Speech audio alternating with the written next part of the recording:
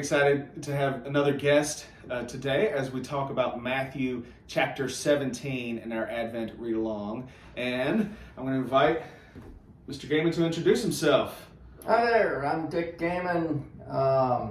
Been a member here since 2006 when I moved to Ohio. I was ordered to join this church from one of my friends in Illinois who had been a founding member. Sing in the choir, I do Kairos ministry, whatever needs doing, and if I'm available, it's nice to be retired. Excellent. Thank you for joining us. Today we're talking about Matthew chapter 17. What happens in this chapter? Can you outline it for us, please? Yeah, well, first of all, you've got the transfiguration where Jesus and his inner circle of disciples are on top of the mountain. They're joined by Elijah and Moses, and Jesus appears as a radiant figure of light. The disciples totally don't get it.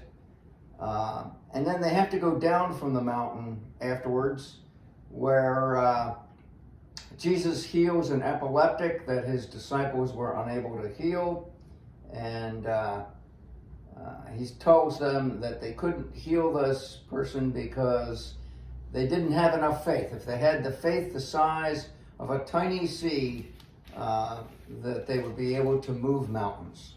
That's pretty much what was in there. And then there's one more story at the end about the temple tax. Right? Yeah, there's something fishy about that story. Yeah, that one caught my attention too. Nice pun, because there's a fish at the end. Yeah. Y'all go check out the last verse and you'll get Dick's joke. So what popped out to you from this chapter? What stood out? Well, various things at various times. Today, they talk about on top of the mountain and cloudiness, and today's foggy. I mean, I look out the window and there's enough fog to be impressive and not enough to cause traffic accidents. So I'm grateful for that. Of course, they were all Jews, and so to see their leader conferring with Elijah and Moses had to have been extremely meaningful for them. But again, they didn't quite know what to make of it. Peter, as usual, had to be doing something. And he suggested that they build some shelters for these people. But I think the real lesson for me is that, it's nice with a mountaintop experience, but you got to come back down. And you got to come back down to the real world. We've seen, the glory of Jesus, but now we've got to get back down to the real world, whatever it is, whether it's weeding the gardens or going into prison or serving meals to the homeless, or trying to heal epileptics, which is what they went to do immediately afterwards, to try to go down, and Jesus had to do the healing, but at least the disciples tried. So. Yeah, I agree. At least they tried, and also that's kind of, as you're talking, it kind of cues in. Peter, James, and John went with them, and they witnessed this, but that didn't confer upon them more power. They still had space to grow and to come to grips with what was happening to them, and also to grow in their discipleship and their apostleship and their faith. They still had a lot. Despite witnessing Jesus talking to Moses and Elijah, they still had to keep growing. Yeah.